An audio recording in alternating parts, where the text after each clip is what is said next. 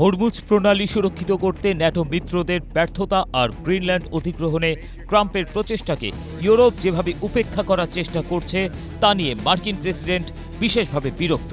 এই অবস্থায় ইউরোপ থেকে মার্কিন সৈন্য প্রত্যাহার করে নিতে যাচ্ছেন ট্রাম্প। রয়টার্সের এক বিশেষ প্রতিবেদনে এই তথ্য উঠে এসেছে।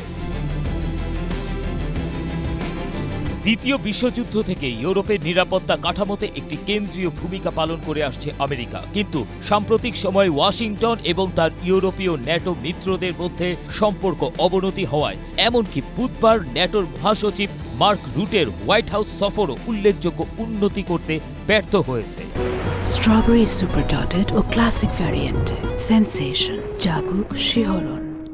হোয়াইট হাউস প্রকাশ্যে বলেছে যে ট্রাম্প জোট থেকে পুরোপুরি বেরিয়ে যাওয়ার কথা বিবেচনা করছেন, তবে ইউরোপ থেকে সৈন্য প্রত্যাহার করলে ট্রাম্প আনুষ্ঠানিকভাবে বেরিয়ে না গিয়েও মহাদেশটিতে ওয়াশিংটনের নিরাপত্তা প্রতিশ্রুতি ব্যাপকভাবে হ্রাস করতে পারবে।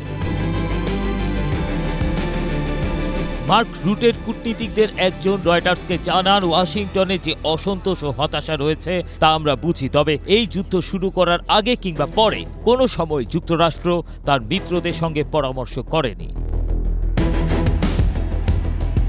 বর্তমানে ইউরোপে যুক্তরাষ্ট্রের ৮০,০০০-এরও বেশি সৈন্য রয়েছে। এই সৈন্যদের মধ্যে ৩০,০০০-এরও বেশি জার্মানিতে অবস্থান করছে এবং ইতালি, যুক্তরাজ্য এবং স্পেনেও উল্লেখযোগ্য সংখ্যক সৈন্য মোতায়েন রয়েছে। ফলে ট্রাম্পের এমন মনোভাব ইউরোপ এবং ন্যাটোকে অস্বস্তির ভেতর ফেলছে।